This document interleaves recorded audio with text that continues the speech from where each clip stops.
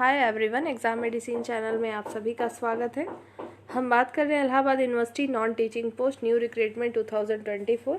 इस क्लास में हम बात करने वाले हैं आपके न्यू सिलेबस पैटर्न के अकॉर्डिंग आपको एमटीएस के अलावा जितने भी पद हैं सभी के रिटन एग्ज़ाम कंडक्ट हो सकते हैं और ग्रुप बी में जो भी सिलेबस रखा गया है उसके अकॉर्डिंग आपको क्लास मिलती रहती है। आपने यदि और क्लास ना देखे हो, अगर ज़रूरत है तो वहाँ से जाके देख सकते हैं। दूसरी बात यह है कि आपको इसकी जो है पीडीएफ टेलीग्राम पर मिल जाती है और यहाँ पर आप स्क्रीन पे देख पा रहे होंगे www.exammedicine.com ये वेबसाइट है। आप यहाँ पर विजिट करके कोई भी फॉर्म आपको अप्लाई करना है या एडमिट कार्ड या कोई भी वैकेंसी से संबंधित जानकारी चाहिए तो आपको यहाँ से मिल सकती है। तो आज की क्लास में जो आपकी टॉपिक रखी गई है, आपको पता है कि आपके एग्ज़ाम में इंटर लेवल जो है स्तर का आपके में परीक्षाओं में प्रश्न बनेंगे जैसा कि प्रीवियस ईयर में था।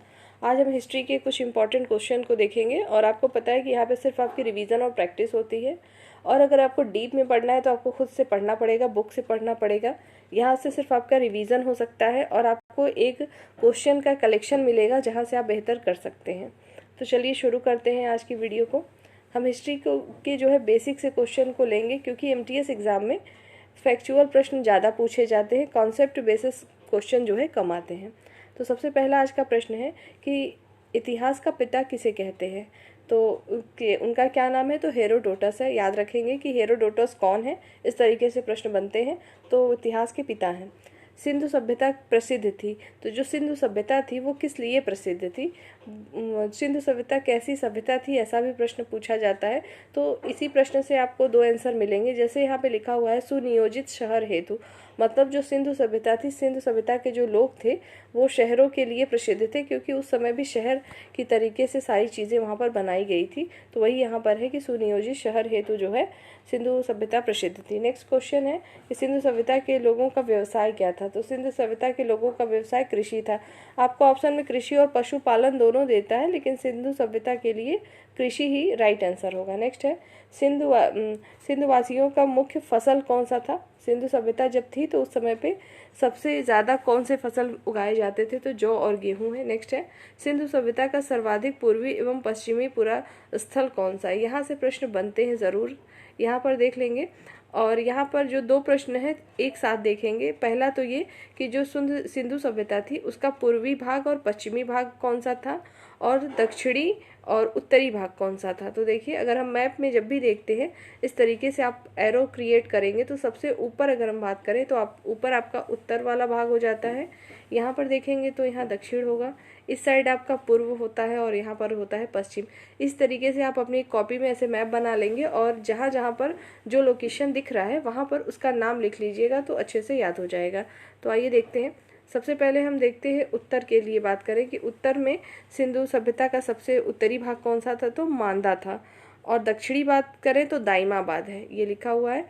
ऊपर क्या था, तो मांदा लिखा है या मांडा के नाम से आएगा। और दाइमाबाद देखिए, दक्षिण में अगर द को हिंट करें तो दक्षिण आ रहा है और उसके प्लेस का नाम भी क्या है, तो दाइमाबाद है।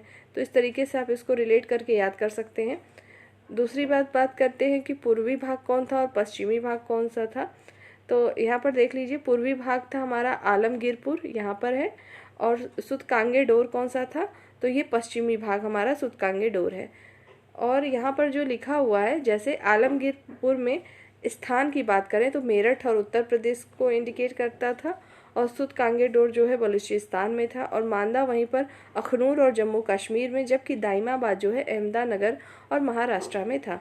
तो आप चाहे तो इस प्लेस को भी याद रखें, ये नहीं भी याद रखेंगे तो ये चीज़ें बहुत इंपॉर्टेंट है कि उत्तरी भाग कौन सा था, दक्षिणी, पूर्वी और पश्चिमी भाग कौन सा था। जिस तरीके से अभी आपको बताया गया मैप के द्वारा उस तरीके से याद करिएगा, याद हो जाएगा। आगे देखते हैं, हड़प्पा सभ्यता के बारे में सबसे पहले जानकारी किसने दी थी। तो देखिए, जब हड़प्पा सभ्यता की खुदाई हो रही थी तो उसमें बहुत सारे लोग लगे हुए थे, लेकिन सबसे पहले जानकारी की बात करें किसने दी थी, तो चार्ल्स मैसन ने दी थी।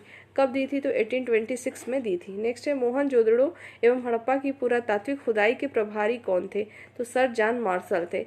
सर जॉन मार्शल का संबंध किससे है, या तो इस तरीके से पूछा जाता है सर जॉन मार्शल ने जो है किसकी खुदाई करवाई थी या किसके प्रभारी अध्यक्ष थे, तो मोहनजोदड़ो और हड़प्पा दोनों के थे।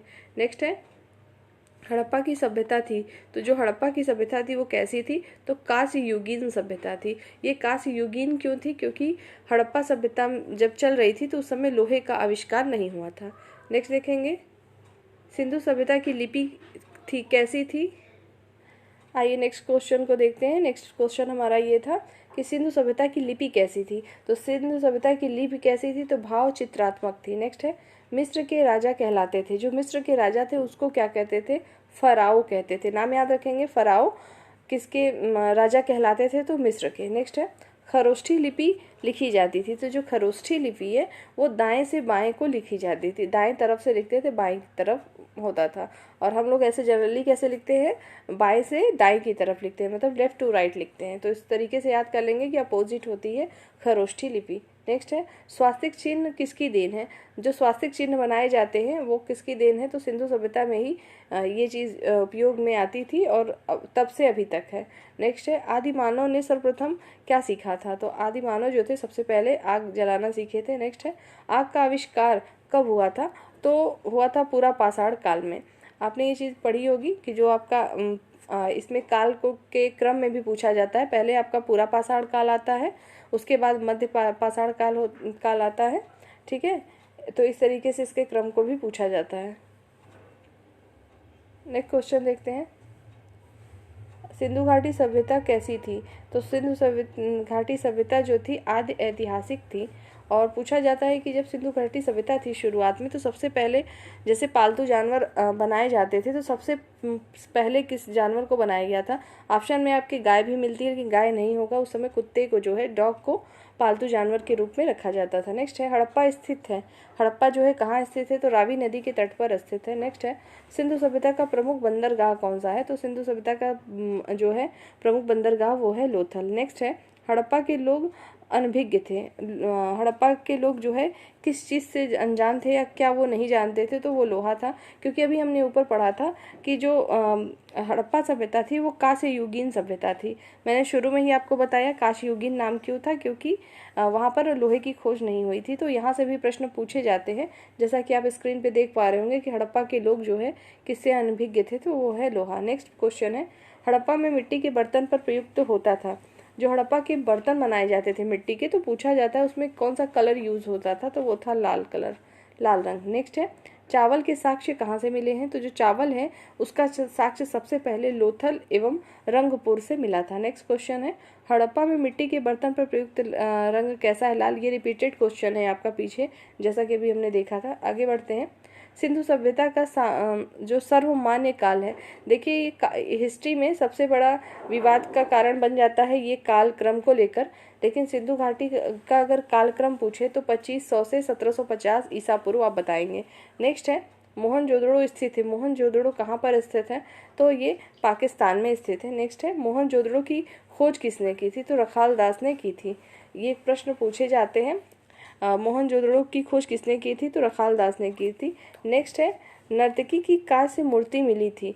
नर्तकी की जो कांस्य मूर्ति है वो कहाँ से प्राप्त हुई थी, तो खुदाई से प्राप्त हुई थी। और किसकी खुदाई हुई थी, तो मोहनजोदड़ो की खुदाई से प्राप्त हुई थी। नेक्स्ट है, सिंधु सभ्यता की सबसे बड़ी इमारत कौन सी थी। तो सिंधु सभ्यता की सबसे बड़ी इमारत जो है मोहनजोदड़ो से प्राप्त अन्नागार थी। नेक्स्ट है, मोहनजोदड़ो से प्राप्त प्रमुख स्मारक कौन सा है, तो वृहद स्नानागार है। देखिए यहाँ पे दो चीज़ें हैं। अगर सिंधु सभ्यता की बात पूछे कि सिंधु सभ्यता की सबसे बड़ी इमारत कौन है, तो आप अन्नागार बताएंगे। वहीं पे पूछा जाए मोहनजोदड़ो से प्राप्त सबसे बड़ी स्मारक, तो वो है स्नानागार। तो दोनों में अंतर है, अन्नागार है सिंधु सभ्यता का, जबकि वृहद स्नानागार जो है मोहनजोदड़ो के लिए इम्पोर्टेंट है। जिस क्रम से आपको क्वेश्चन दिए जा रहे हैं, जब आप हिस्ट्री पढ़ेंगे तो उसी क्रम से आपको हिस्ट्री पढ़नी भी होती है। उसी के सीरीज़ में ही जो इम्पोर्टेंट क्वेश्चन है वो आपको एक के बाद एक सीक्वेंसली इसमें लगाए गए हैं। नेक्स्ट आइए हम देखते हैं, मेसोपोटामिया। मेसोपोटामिया को और क्या कहते हैं, तो आधुनिक नाम इसका है इराक। तो मेसोपोटामिया का अर्थ क्या होता है, तो दो नदियों की बीच की भूमि को मेसोपोटामिया कहते हैं। नेक्स्ट है, हड़प्पा की खुदाई हुई थी, तो दयाराम साहनी के नेतृत्व में हुई थी। कब हुई थी, तो 1921 में हुई थी। सबसे पहले देखिए हड़प्पा की खुदाई हुई थी, इस वजह से आपको सिर्फ इसका सन याद होना चाहिए कि 1921 में हुई थी। किसने किया था, तो दयाराम साहनी ने। जबकि रखाल दास बनर्जी ने जो है मोहनजोदड़ो की खुदाई की थी। और इन दोनों के नाम पूछे जाते हैं, मैचिंग वाले क्वेश्चन में आते हैं कि हड़प्पा की खुदाई के लिए ऑप्शन देगा तो दयाराम साहनी, जबकि मोहनजोदड़ो देगा तो रखालदास बनर्जी। नेक्स्ट है, सिंधु घाटी के लोगों ने किसकी पूजा की थी? तो सिंधु घाटी के जो लोग थे मातृ देवी की पूजा करते थे। आपको ऑप्शन में देता है आग देवता थे, तो आपको बताना है कि जो है मातृ देवी की पूजा होती थी सिंधु घाटी के लोगों के द्वारा। नेक्स्ट है, पुराणों की संख्या कितनी है? तो 18 है। और जो पुराणों की संख्या है इसकी रचना कब हुई थी? तो इसकी रचना हुई थी गुप्त काल में हुई थी। नेक्स्ट देखते हैं क्वेश्चन, सबसे प्राचीन पुराण कौन सा है? जैसे अभी आपने ऊपर पढ़ा कि पुराणों की संख्या पूछी जाए तो वो 18 थी, और ये पूछा जाए कि पुराणों की जो रचना है किस काल में हुई थी, तो याद रखिएगा कि गुप्त काल में हुई थी। और सबसे प्राचीन पुराण कौन सा है? तो मत्स्य पुराण सबसे पुराना पुराण है। नेक्स्ट है, पुराणों के रचयिता कौन है? तो इनका नाम है लोमहर्ष एवं उग्रश्रवा। नेक्स्ट है, वेदों व वेदांगों की संख्या कितनी है? तो ये 3 चीज़ें याद रखिएगा। सबसे पहले आपको याद रखना है पुराणों की संख्या कितनी है? तो 18 है। वेदों की संख्या कितनी है? तो 4 है। जबकि वेदांगों की संख्या कितनी है? तो 6 है। फिर से एक बार रिपीट करिए, पुराणों की संख्या है 18, वेदों की संख्या है 4, वेदांगों की संख्या है 6। नेक्स्ट देखते हैं, उसी प्रकार से उपनिषद की संख्या पूछे तो 108 है। उपनिषद की संख्या टोटल तो 108 है, लेकिन प्रमाणिक रूप से 13 है। नेक्स्ट है, पुराणों का अध्ययन करने वाला प्रथम जो है मुसलमान कौन था? अल-बरूनी। अल-बरूनी कौन था? ये यात्री था, विदेशी यात्री जो कि भारत में आया था, अल-बरूनी। तो इसने जो है पुराणों का अध्ययन किया था और ये मुसलमान था पहला। नेक्स्ट है, उपनिषद विषय वस्तु है किसकी? तो दर्शन की है। नेक्स्ट है, ब्राह्मण ग्रंथ संबंधित है, तो ब्राह्मण ग्रंथ किससे संबंधित होता है? तो ये कर्म कांड से संबंधित है। नेक्स्ट है, सबसे प्राचीनतम वेद कौन सा है? सबसे प्राचीनतम वेद की बात करें तो ऋग्वेद है। तो हमारे वेद कितने हैं? तो 4 हैं। कौन कौन से होते हैं? तो ऋग्वेद, यजुर्वेद, अथर्ववेद होता है और सामवेद होता है। और सबसे प्राचीन कौन सा है? तो वो आपका ऋग्वेद होता है। इसमें सूक्त कितने हैं? तो 28 याद रखेंगे, 1028 सूक्त हैं टोटल ऋग्वेद में। नेक्स्ट है, गद्य एवं पद्य वाला वेद कौन सा है? ऐसा कौन सा वेद है जिसमें गद्य की भी रचना की गई है और पद्य की? तो वो है हमारा यजुर्वेद। नेक्स्ट क्वेश्चन की तरफ देखते हैं, शतपथ ब्राह्मण संबंधित है। जो शतपथ ब्राह्मण है किससे संबंधित है? तो ये है यजुर्वेद से संबंधित है। तंत्र मंत्र संग्रहित वेद कौन सा है? तो अथर्ववेद है। जिसमें तंत्र मंत्र की बातें की गई हैं वो कौन सा वेद है? तो अथर्ववेद है। भारतीय संगीत का जनक कौन है? तो वो सामवेद है। गायत्री मंत्र कहाँ से लिया गया है? तो ये ऋग्वेद से लिया गया। जितने भी अभी आपने वेद से रिलेटेड प्रश्न देखे हैं सभी अपने आप में बेहद इंपॉर्टेंट है और यहाँ से प्रश्न पूछे जाते हैं। गायत्री मंत्र के जो है रचयिता कौन है? तो वो है विश्वामित्र हैं। नेक्स्ट है, गायत्री मंत्र समर्पित है तो सावित्री को। सावित्री है कौन? तो सूर्य देवता। नेक्स्ट है, गोत्र शब्द कहाँ से मिलता है? किस वेद से लिया गया है? तो वो है अथर्ववेद से। भागवत धर्म के प्रवर्तक कौन थे? तो वो थे कृष्ण। नेक्स्ट देखते हैं अगला प्रश्न, भक्ति आंदोलन का प्रारंभ कब हुआ था या किसने किया था? इस तरीके से प्रश्न बनते हैं। तो भक्ति आंदोलन का प्रारंभ अलवर संतों ने किया था। नेक्स्ट है, आर्यों के जानकारी का स्रोत कहाँ से मिलता है? जो आर्य थे उनकी जानकारी का स्रोत हमें कहाँ से मिलता है? तो वो मिलता है ऋग्वेद से। नेक्स्ट है, ऋग्वेद में सर्वाधिक बार वर्णित नदी कौन सी है? तो देखिए, अगर प्राचीनतम बात करें तो सिंधु नदी और सरस्वती नदी में कन्फ्यूज़न होता है, लेकिन अगर पूछा जाए ऋग्वेद में सर्वाधिक बार मतलब किसका उल्लेख है, किस नदी का, तो आप आंसर बताएंगे सिंधु नदी। जबकि अगर ये पूछा जाए कि ऋग्वेद में वर्णित सबसे पवित्र नदी की बात करें तो वो है सरस्वती। ठीक है, आगे देखते हैं, ऋग्वेद में वर्णित प्रमुख देवता कौन से हैं? तो वो इंद्र है। इंद्र को ही पुरंदर नाम से भी पूछा जा सकता है। नेक्स्ट है, ऋग्वेद में सबसे बाद में निर्मित मंडल कौन सा है? तो 10वां मंडल जो है बाद में निर्मित किया गया था। नेक्स्ट है, ऋग्वेद में पूर्णतः सोम को समर्पित मंडल कौन सा है? तो 9वां मंडल है। नेक्स्ट है, सत्यमेव जयते। आप ये लिखा हुआ देखते हो, ये यहाँ से प्रश्न बनता है कि सत्यमेव जयते जो हम दिखते हैं वो कहाँ से लिया गया? तो मुंडकोपनिषद से लिया गया है। सत्यमेव जयते कहाँ से लिया गया है? तो मुंडकोपनिषद से लिया गया है। नेक्स्ट क्वेश्चन है, प्राचीन हिंदू विधि का लेखक कौन है? तो मनु को कहते हैं प्राचीन हिंदू विधि का लेखक। नेक्स्ट है, स्मृति ग्रंथ में सबसे प्राचीन कौन सा है? तो स्मृति ग्रंथ में सबसे प्राचीन होता है मनुस्मृति। नेक्स्ट है, पुस्तक मिताक्षरा, नाम याद रखेंगे, मोस्ट इंपॉर्टेंट है। पुस्तक मिताक्षरा के लेखक कौन है? तो वो हैं विज्ञानेश्वर। नेक्स्ट है, महाभारत का अन्य नाम क्या है? जय संहिता। इस तरीके से प्रश्न बनता है कि जो जैन संहिता है उसके अन्य नाम कौन से हैं, तो महाभारत को ही जैन संहिता के नाम से भी जाना जाता है। नेक्स्ट है महाभारत जिसकी रचना किसने की थी, तो वेद व्यास ने की थी। दोनों बातें याद रखेंगे। महाभारत जो है उनकी रचना वेद व्यास ने की थी। कि फारसी अनुवादक का शीर्षक कौन है, तो रज्मनामा है। नेक्स्ट है आर्यों का भारत। आइए नेक्स्ट प्रश्न को देखते हैं कि आर्यों का भारत में आगमन कब हुआ था, तो 1500 ईसा पूर्व से पहले हुआ था। आर्य पहले बसे कहाँ पर आर्य बसे थे सबसे पहले, तो पंजाब एवं अफगानिस्तान में बसे थे। नेक्स्ट क्वेश्चन है ऋग्वैदिक आर्यों की भाषा कौन सी थी, तो वो थी संस्कृत। ऋग्वैदिक आर्यों की भाषा कौन सी थी, तो वो थी संस्कृत। आर्य लोग भारत आए थे, तो कब आए थे, तो मध्य एशिया से आए थे।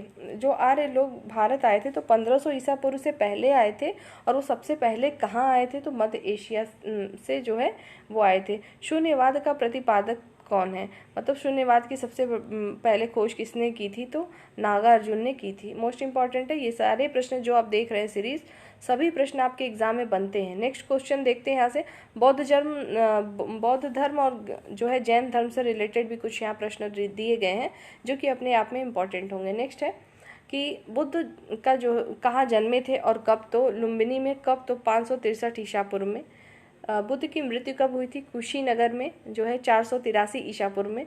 बुद्ध की जो है मृत्यु की घटना, देखिए बुद्ध की कुछ घटनाएं थी, जैसे उनका गृह त्यागना, मतलब घर को छोड़ना, मृत्यु होना, पहला प्रवचन, तो इससे संबंधित एक पर्टिकुलर नाम दिया गया है। यहाँ से प्रश्न ज़रूर बनते हैं, तो उसको ध्यान से देखें, इसको याद करने की कोशिश करेंगे। चलिए फिर से देखते हैं कि बुद्ध की जो मृत्यु की घटना है उसको क्या नाम दिया जाता है, तो महापरिनिर्वाण। पूछा जाए महापरिनिर्वाण महात्मा बुद्ध के किस घटना से संबंधित है, इस तरीके से, तो किससे संबंधित है, तो वो है मृत्यु से संबंधित।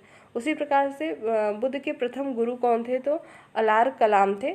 और बुद्ध द्वारा गृह त्याग की घटना को क्या कहते हैं, तो महाभिनिष्क्रमण कहते हैं। ये आपके मैचिंग में पूछा जाता है। बुद्ध की मृत्यु की घटना कहलाती है महापरिनिर्वाण, गृह त्याग को कहते हैं महाभिनिष्क्रमण, और बुद्ध के प्रथम प्रवचन को कहते हैं धर्मचक्र प्रवर्तन। और बुद्ध ने अपना पहला उपदेश कहाँ दिया था, तो सारनाथ में दिया था, जो कि वाराणसी में है, यूपी में। बुद्ध ने उपदेश दिया था, किस भाषा में दिया था, तो पाली भाषा में दिया था। बुद्ध ने सर्वाधिक उपदेश कहाँ पर दिए थे, तो श्रावस्ती में। दोनों में कंफ्यूज नहीं होंगे। पहला प्रश्न ये बनता है कि बुद्ध ने अपना प्रथम उपदेश कहाँ दिया था, अगर ये प्रश्न आए तो सारनाथ में। और अगर ये पूछा जाए सबसे ज़्यादा या सर्वाधिक बार उपदेश कहाँ दिया, तो श्रावस्ती में दिया था। नेक्स्ट है बौद्ध धर्म के त्रिरत्न कौन कौन से थे, तो बुद्ध, धम्म और संघ। बौद्ध धर्म ग्रहण करने वाली प्रथम महिला कौन थी, तो गौतमी ही थी। गौतमी कौन थी, उनकी मौसी थी महात्मा बुद्ध की।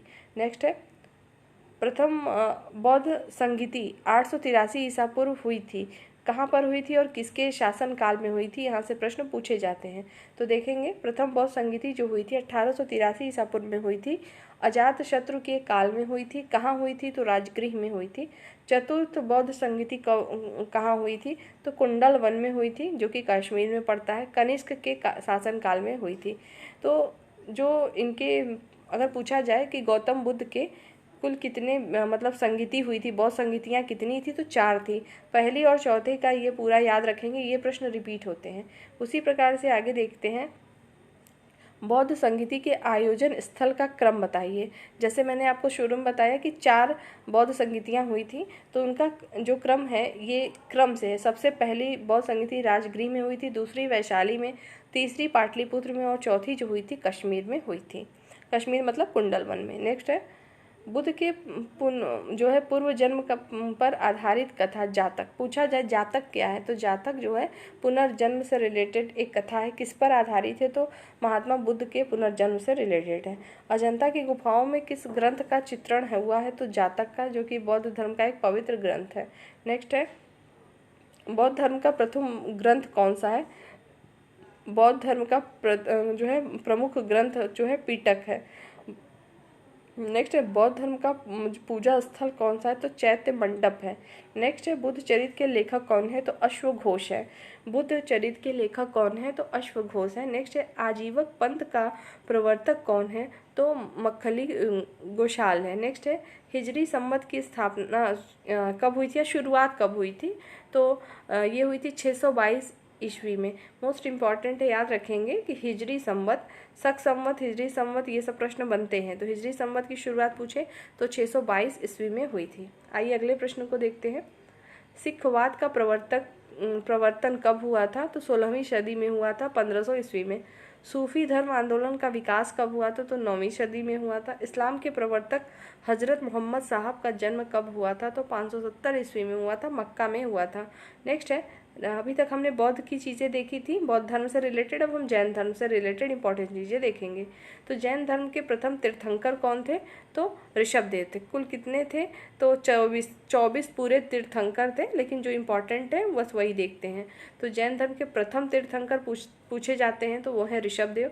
और जैन धर्म के अंतिम मतलब 24वें जो तीर्थंकर थे वही थे महावीर। नेक्स्ट है, जिन तीर्थंकर की जीवनी का उल्लेख है किसमें है, तो कल्पसूत्र में है। जैन जो तीर्थंकर थे सभी की जीवनी का उल्लेख किसमें किया गया है, तो कल्पसूत्र में किया गया है। महावीर जन्मे थे कहाँ पर, तो वैशाली में। कब, तो 540 ईसा पूर्व में। महावीर की मृत्यु कहाँ हुई थी, तो पावापुरी में हुई थी 468 ईसा पूर्व में। और महावीर किस राजघराने में पैदा हुए थे, तो क्षत्रिय। महावीर का प्रथम अनुयायी कौन था, तो जमाली था, जो कि इनका दामाद था। नेक्स्ट है, महावीर और बुद्ध दोनों ने उपदेश दिया था, तो मगध के नरेश बिंबिसार के शासनकाल में दोनों लोगों ने जो है उपदेश दिया था, महावीर स्वामी ने और जो है महात्मा बुद्ध ने। जैन धर्म के त्रिरत्न कौन कौन से थे, इसी तरीके से बुद्ध का मैंने पढ़ा था। अब हम यहाँ जैन धर्म के त्रिरत्न को देखेंगे। तो सम्यक दर्शन, सम्यक ज्ञान, सम्यक आचरण। फिर से देखेंगे जैन धर्म के जो त्रिरत्न हैं कौन कौन से हैं, सम्यक दर्शन, सम्यक ज्ञान, सम्यक आचरण। नेक्स्ट क्वेश्चन है, जैन धर्म के 2 संप्रदाय कौन कौन से हैं, तो श्वेतांबर और दिगंबर। श्वेतांबर जो है श्वेत वस्त्र धारण करते थे और दिगंबर जो है वस्त्र धारण नहीं करते थे। ये 2 भागों में बाढ़ में जो है बट गया था जैन धर्म, वही है श्वेतांबर और दिगंबर। नेक्स्ट है, जैन धर्म का चरम लक्ष्य क्या था, तो मोक्ष। जो जैन धर्म है उसका चरम लक्ष्य क्या था, तो मोक्ष प्राप्ति था। प्रथम जैन सभा हुई थी तो कहाँ हुई थी, तो 322 ईसा पूर्व में पाटलिपुत्र, चंद्रगुप्त मौर्य के समय में हुई थी। पूछा जाता है कि पाटलिपुत्र में पहली जैन सभा जब हुई थी तो उस समय कौन था, किसका शासन था, तो चंद्रगुप्त मौर्य के टाइम में हुई थी। दूसरी जैन सभा कब हुई थी, तो वल्लभी में हुई थी। देवर्धि क्षमा श्रवण की अध्यक्षता में हुई थी। नेक्स्ट क्वेश्चन है, जैन साहित्य को क्या कहा जाता है, तो जैन साहित्य को कहा जाता है आगम। और बौद्ध को क्या कहते हैं, तो आपने अभी पढ़ा था पीटक। नेक्स्ट है, ईसा मसीह का जन्म कब हुआ था, तो 4 ईसा पूर्व में बेथलेहम में हुआ था। ईसा मसीह को सूली पर चढ़ाया गया था कब, 33 ईस्वी में शुक्रवार को रोमन गवर्नर पोंटियस के द्वारा किया गया था। नेक्स्ट क्वेश्चन है, मगध की राजधानी थी, तो मगध की जो राजधानी थी वो कहाँ थी, तो राजगिरी में थे, जिसे हम गिरि ब्रज भी कहते हैं। नेक्स्ट है, 16 महाजनपद की सूची उपलब्ध है। आपने 16 महाजनपद के बारे में सुना होगा, पूछा जाता है। अंगुत्तर निकाय जो है किससे संबंधित है, तो ये जो 16 महाजनपद थे उससे संबंधित है। नेक्स्ट क्वेश्चन है, शिशुनाग वंश का संस्थापक कौन था, तो शिशुनाग था। नेक्स्ट है, पाटलिपुत्र की स्थापना की थी, जो पाटलिपुत्र है उसकी स्थापना किसने की थी, तो उदयन ने की थी। नेक्स्ट क्वेश्चन को आइए देखते हैं। पाटलिपुत्र बसा है, तो जो पाटलिपुत्र है वो कहाँ पर बसा हुआ है, गंगा सोन के संगम पर बसा हुआ है। नेक्स्ट क्वेश्चन है, हर्यक वंश का संस्थापक कौन था, तो हर्यक वंश का संस्थापक था बिंबिसार। नेक्स्ट ध्यान रखेंगे बिंबिसार है न कि बिंदुसार है, कन्फ्यूजन होता है। जो हर्यक वंश है उसके संस्थापक कौन थे, तो बिंबिसार। नेक्स्ट है, अमित्र घात के रूप में कौन प्रसिद्ध है, तो ये बिंदुसार। नेक्स्ट है, जनपद जो अवंती है की राजधानी क्या थी, तो उज्जैन। अवंती की राजधानी क्या थी, तो उज्जैन थी। नेक्स्ट है, नंदवंश का अंतिम शासक कौन था, तो नंदवंश का अंतिम शासक जो है घनानंद था। नेक्स्ट है भारत का सर्वप्रथम आक्रमण किया, तो भारत पर सर्वप्रथम आक्रमण किसने किया था, तो ईरान ने किया था। नेक्स्ट है भारत का प्रथम आक्रमण करने वाला पहला विदेशी शासक कौन है, तो सिकंदर है। पूछा जाए भारत पर आक्रमण सबसे पहले किसने किया, तो ईरान ने किया था। लेकिन पूछा जाए शासक का नाम, कोई कौन सा विदेशी शासक है जिसने सबसे पहले भारत पर आक्रमण यानी 326 ईसा पूर्व में किया था, तो वो थे सिकंदर। नेक्स्ट है सिकंदर और पोरस, पोरस मतलब पंजाब, सिकंदर और पोरस के बीच का युद्ध कहलाता है, उसे क्या कहते हैं, तो हाइडे स्पीच, जिसको वितस्ता का युद्ध कहते हैं। पूछा जाए वितस्ता का युद्ध किनसे संबंधित है, तो सिकंदर और पोरस, ये याद रखेंगे। नेक्स्ट है सिकंदर की मृत्यु कब हुई थी, तो 323 ईसा पूर्व में बेबीलोन में हुई थी। नेक्स्ट है मौर्य वंश का संस्थापक कौन था, तो जो मौर्य वंश था उसका संस्थापक थे चंद्रगुप्त मौर्य। मौर्य वंश की राजधानी कहाँ मिलती है, तो विष्णु पुराण से मिलती है। नेक्स्ट है सुदर्शन झील का निर्माण किसने कराया था, तो चंद्रगुप्त मौर्य ने। देखिए जो सुदर्शन झील है इसके लिए सिर्फ ऐसा नहीं है कि इन्हें नहीं करवाया था, और भी लोग शामिल थे। इससे रिलेटेड आगे प्रश्न आएगा तो आपको बताया जाएगा। नेक्स्ट देखिए चंद्रगुप्त अनुयायी थे किसके, तो जैन धर्म के अनुयायी थे। कौन, तो चंद्रगुप्त मौर्य। नेक्स्ट है चंद्रगुप्त मौर्य के गुरु एवं महामंत्री कौन थे, तो चाणक्य थे। भारत का मैकियावेली किसे कहते हैं, तो चाणक्य को ही भारत का मैकियावेली कहते हैं। नेक्स्ट है चाणक्य या मतलब विष्णुगुप्त या कौटिल्य रचित अर्थशास्त्र पुस्तक है किससे संबंधित है। देखिए पूछा जाता है कि चाणक्य का अन्य नाम बताइए, तो इन्हीं को ही विष्णुगुप्त या कौटिल्य के नाम से भी जानते हैं। जिन्होंने अर्थशास्त्र की पुस्तक लिखी वो किसके ऊपर है, तो प्रशासक के ऊपर लिखी थी। नेक्स्ट क्वेश्चन है चंद्रगुप्त ने जैन धर्म की शिक्षा ली थी, तो जैन धर्म की शिक्षा जो है चंद्रगुप्त मौर्य ने कहाँ से ली थी, भद्रबाहु से ली थी। चंद्रगुप्त मौर्य के दरबार में आने वाला प्रसिद्ध यूनानी कौन था, तो मेगास्थनीज था, जिसकी पुस्तक पूछी जाती है कि मेगास्थनीज की पुस्तक का नाम बताइए, तो वो नाम है उसका इंडिका। नेक्स्ट क्वेश्चन है चंद्रगुप्त मौर्य की मृत्यु कब हुई थी, तो 298 ईसा पूर्व में श्रवणबेलगोला में। श्रवणबेलगोला कहाँ है वर्तमान में, तो कर्नाटक में है। उपवास के कारण हुई थी चंद्रगुप्त मौर्य की मृत्यु हुई थी। तो आपने अभी यहाँ पे जितने भी क्वेश्चन का कलेक्शन देखा ये टोटल आपके हिस्ट्री के एक क्रम से लिया गया है। जैसे हमने शुरुआत की थी आपके हड़प्पा सभ्यता से, सिंधु घाटी सभ्यता देखी, मोहनजोदड़ो देखा, फिर उसके बाद हमने वेदांगों को देखा, फिर उसके बाद हमने देखा कि बुद्ध धर्म को देखा, फिर उसके बाद जैन धर्म को देखा, और यहाँ पर हम मौर्य काल तक हमने यहाँ पर क्वेश्चन को रिवीजन भी किया, और आपको बेस्ट क्वेश्चन जितने भी हो सकते हैं एग्जाम से रिलेटेड वो हमने यहाँ पे कलेक्शन कंप्लीट किए हैं। इसी सीरीज़ में अभी आपको इसके 1-2 पार्ट और देंगे ताकि आपकी हिस्ट्री एक वे में 2-3 वीडियो अगर आप पढ़ेंगे तो एक बार आपके रिवीजन हो जाएंगे इंपॉर्टेंट क्वेश्चन को लेते हुए। इसी प्रकार से अन्य सब्जेक्ट के भी आपको वीडियो अवेलेबल होते रहते हैं, साथ ही PDF आपको मिल जाती है। जिन्हें ज़रूरत हो वो PDF भी वहाँ से लेके देख सकते हैं। आप 1 से 2 बार चीज़ों को सुनिए ध्यान से, चीज़ें याद होंगी। चाहें तो स्पीड को इंक्रीज़ करके भी आप देख सकते हैं वीडियो को, इससे आपका रिवीजन होगा। बाकी अगर आपकी कोई क्वेरी है, कोई चीज़ आपको नहीं समझ में आती है तो कमेंट सेक्शन में आप पूछ सकते हैं।